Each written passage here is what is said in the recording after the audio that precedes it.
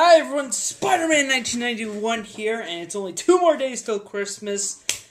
This is probably going to be uploaded very late on December 23rd because I was busy today. Again, tomorrow's Christmas Eve, so there's been a lot of stuff going on. Alright, now hero number 2.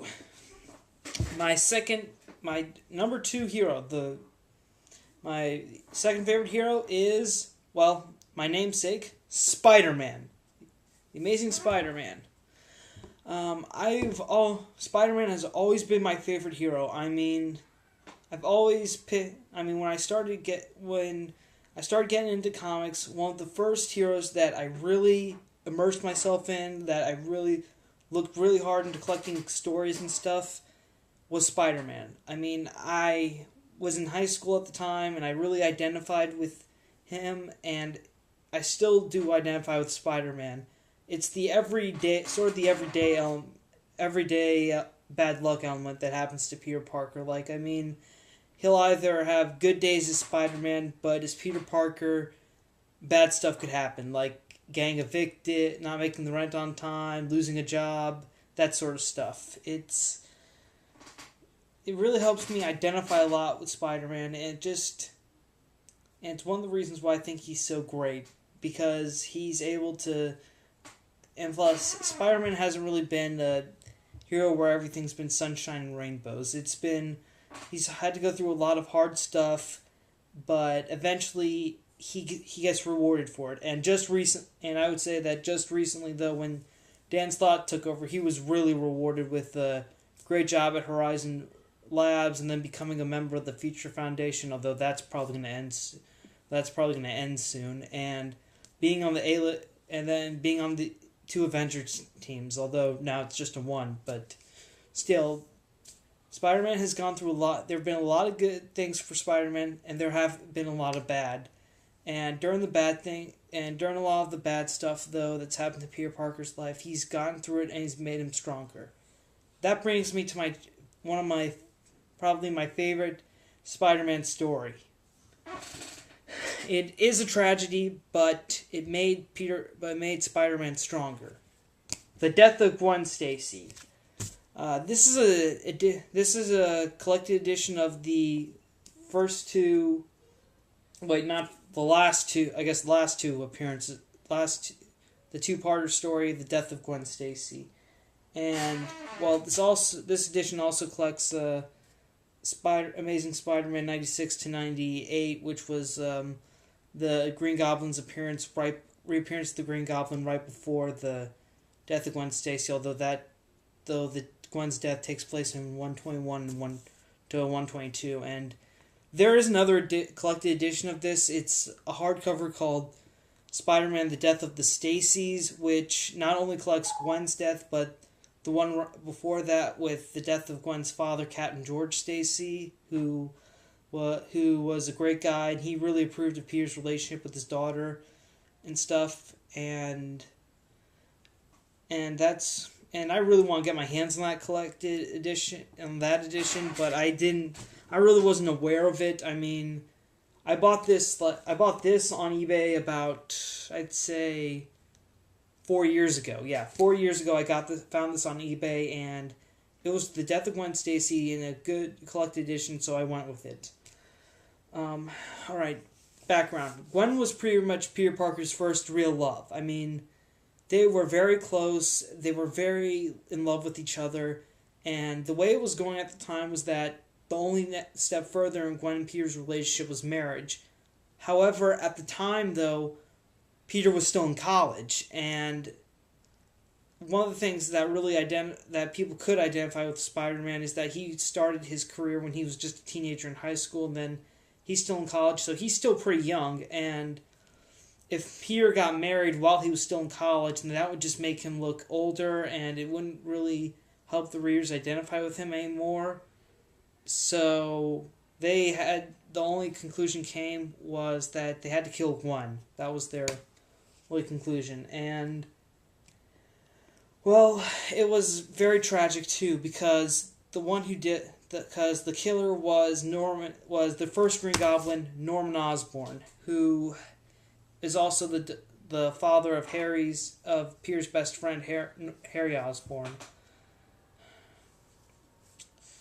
And it was pretty much, and the Green Goblin was basically Spider-Man's arch foe at the time. I mean, even though he had a few appearances, it was still a big impact because, I mean, the Green Goblin, he's my number one favorite Spider villain because he's always a challenge to Peter.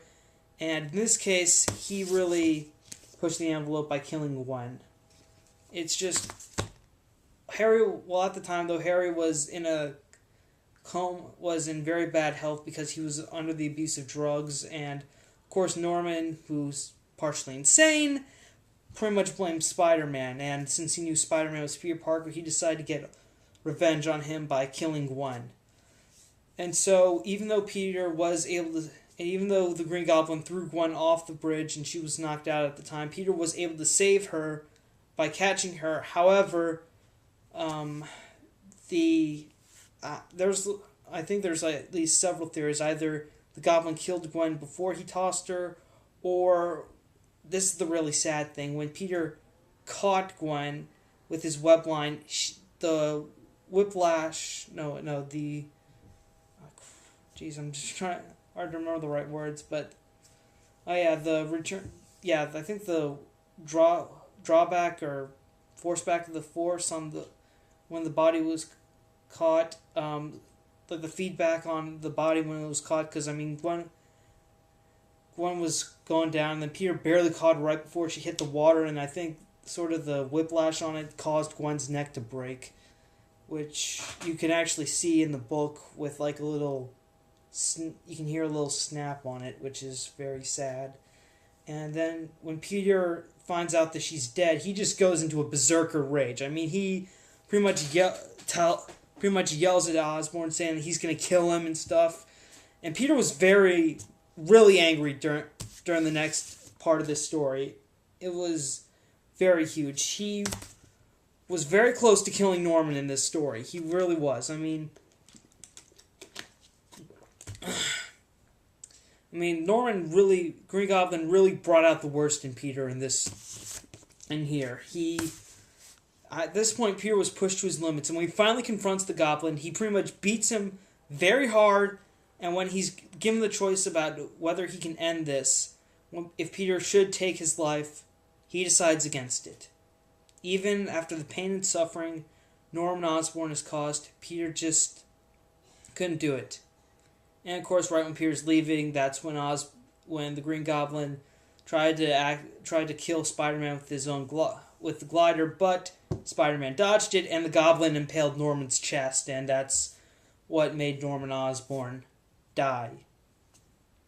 Okay, I use die in quotations because he did come back, but 20 years later he came back, but still.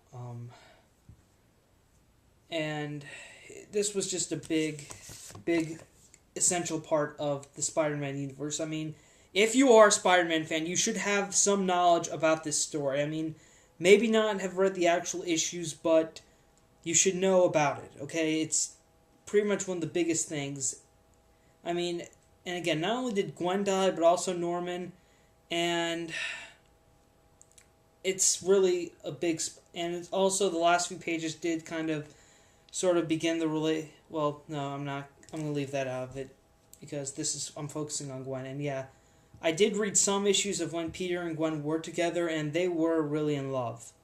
Alright, they really cared for each other, and this is the tragedy that ended it. It is sad, I know, but it's also one of the biggest moments of Peter Parker's life that made him stronger and helped make him into the hero he is today. I would say if you are a Spider-Man fan, you should find some way of reading this actual story. Either if it's this edition, or the Death of the Stacys hardcover, or even finding the actual issues, actual issues, then that would be great. Just, you have to read this story because it's really important and big and stuff. And I would definitely... And I would always say that even if all my graphic novels were somehow destroyed, I would definitely make sure that this is one of my top priorities to replace, because this is just one of the biggest moments in Spider-Man history. Okay, that's it for my Spider-Man. Hero number 2 video. Tomorrow's Christmas Eve, and I will get to my number 1, and I'll get to the final episode of this series, which will be the number 1 hero. So stay tuned for that tomorrow, and Merry Christmas, Happy Holidays, yada yada yada. Take care.